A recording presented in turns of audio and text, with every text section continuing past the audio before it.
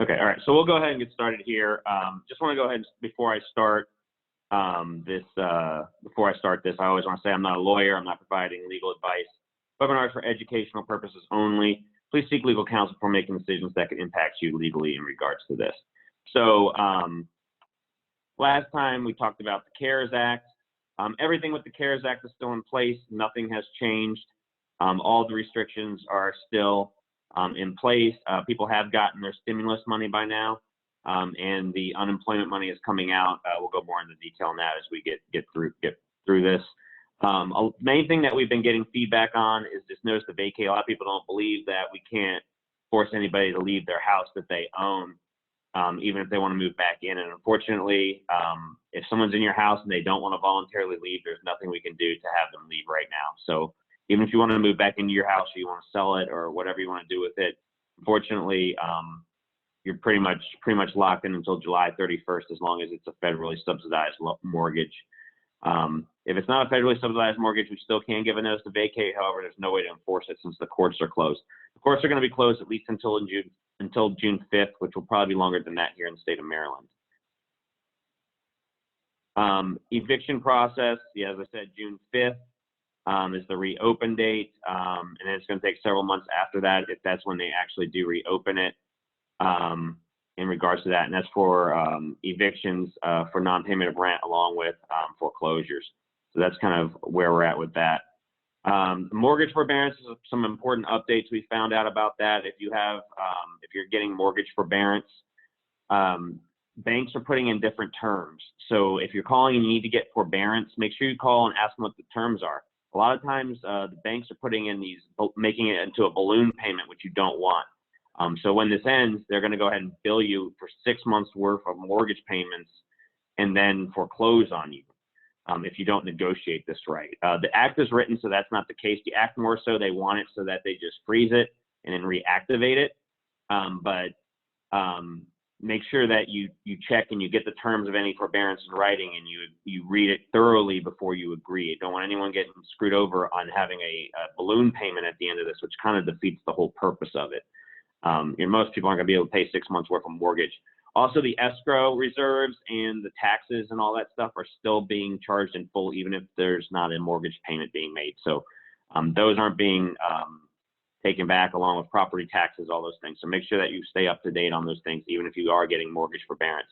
But just make sure you read anything. There are a lot of banks who are turning these into balloon payments, and you don't want that. And by the law, they're not supposed to do that, but a lot of banks are. So be careful if you're getting forbearance, is the main update we've been seeing on that.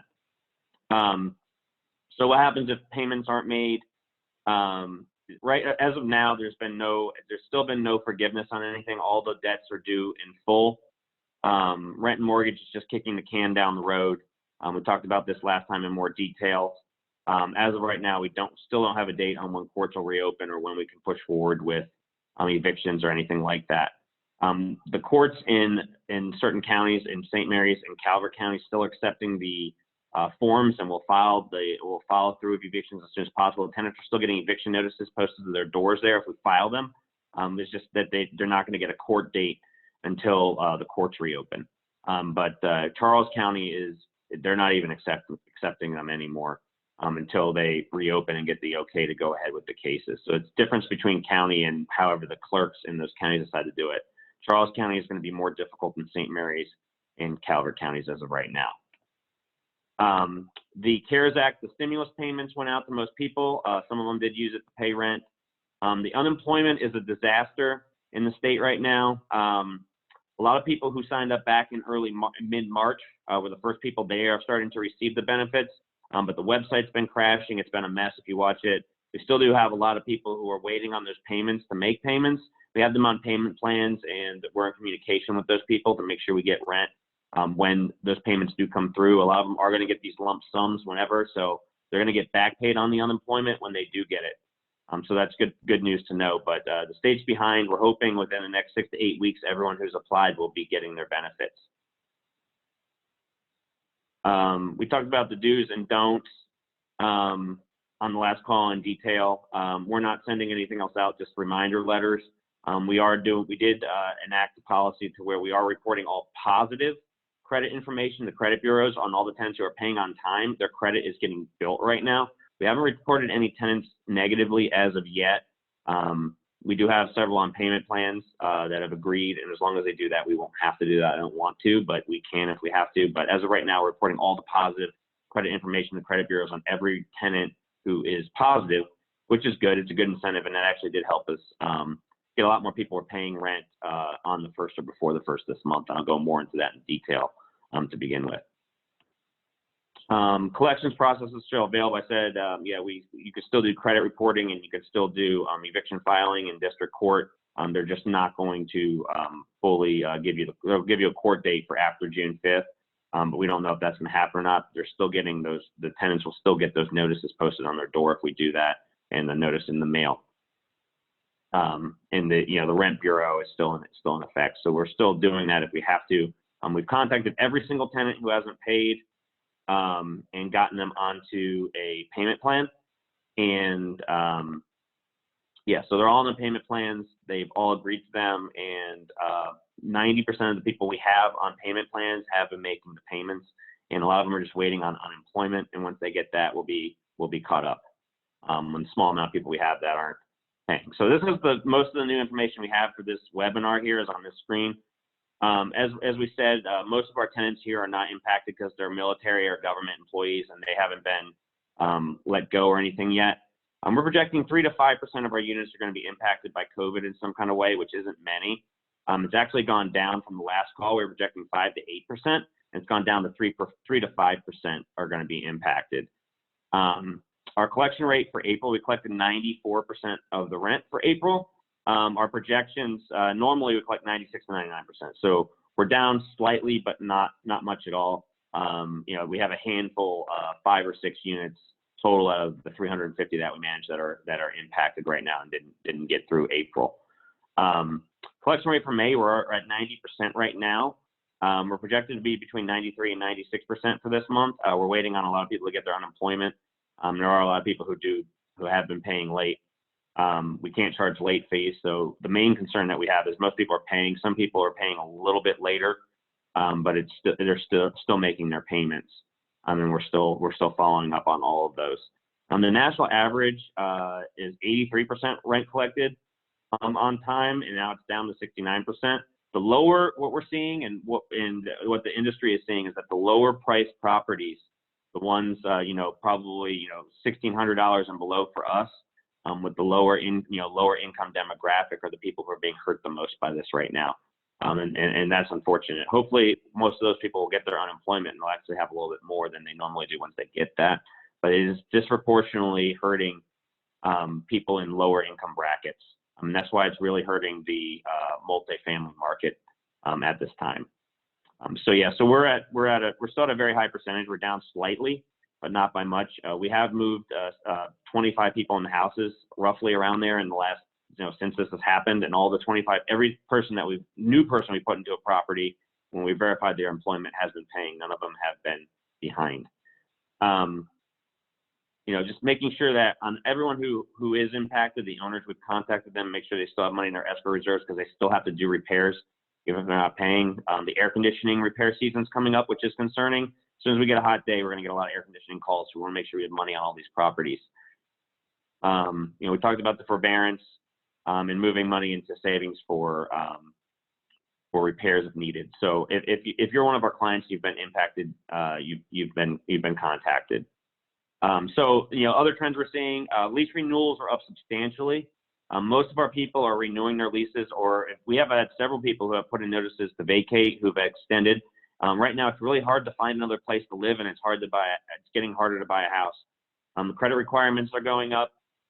Certain companies are no longer taking home equity loans. We don't know what the impact on the housing market is going to be as of yet long term. But what we're seeing is everything that we have is renting. So, in February, we had an 88% occupancy rate, March 92%, April 94%, and now we're at 96% occupancy rate. I think we only have, out of 352 homes, we only have 4 on the market right now. Everything we have that we put up is just renting extremely fast. We rented 29 homes since the pandemic, 29 of 33 homes since the pandemic has come out. Our occupancy rate has increased. We were at 91%. back, right before this pandemic in March. And then it's shot up. We're at 96. We were at 96.5%. We're at 96% right now. The average days on market has decreased on the rentals from 26 days to 12 days. So everything we have is just renting. It's just gone. That's nice. It's just not. They're just not sitting. They're just gone. There's just so many more people in the rental market, and the demand is rising, and the supply is not. Our average renter tenant score has increased by 80 points. I think that means a lot of people are dropping out of the sales market and looking to rent right now because everything is so, no one knows what's going on with that. So anything we have right now is renting. If you have rentals and you put them up, they're going to rent. They're going to rent to better people is what we're seeing, quicker. So, that's the main trend is the rental market is already trending upwards for us. Everything we've had has been rented. We're at the highest occupancy rate we've ever had. We need more houses. That's our main goal. Is anything we get, we can rent, and it's going to continue to go that way. If we look back at our 08, 09 trends in our industry, is when the rental market really built up. Another thing that's important for everyone to know is that we're getting PCS orders from military people. We're delayed, but a lot of them are getting delayed until June or July now. That were supposed to happen in April and May. So we're getting a lot of interest for, we're going to get a lot more things coming in for June and July and August. Hopefully, if these people actually are on the move, that's going to really put a lot of new houses on the market, and it's going to get a lot of things rented. But these military moves are big for us in this area. It's always been a big season for us, and they've been delayed for right now. And so we expect to see things even more so pick up when we get into June and July. We're hearing June for a lot of people, July for a lot of people in different parts of the military. So that's really all I have on my update here. If anyone has any questions, feel free to type them in. I want to make this a quick call. There's a lot more detail, but I didn't want to rehash a lot of the old information that we had from the previous call. So I'm going to check to see if there's any questions. It doesn't look like I have any open questions right now. Anyone has anything, type it in, but that's all that I have. Pretty much just overall in general, rental market is hot right now. Everything we have is renting. Most people are paying a slight impact, but not much. Every new house we've rented, we haven't had any problems with collections. So that's where we're, okay, hold on, I got a chat request here. Are you doing any rental increases? There has not been here yet, as far as we know, a ban on increasing rent beyond the normal that we've seen. Rental increases, it just depends on the market usually, but I believe we can do so as long as they're not excessive on new leases.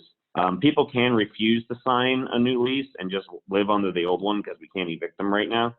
But you can do increases, and a lot of the new properties that we're putting on the market are coming in a little bit higher. Yeah, 2.6%. That might be about right. I don't know if I think the legislature might have put something in with that. But yeah, it's usually we're around 3% on those increases anyway, so that's not a real big impact. But yeah, I haven't seen anything from. There may have been something new from the legislature very recently, but it's not very big on that one. Does anyone else have any other questions?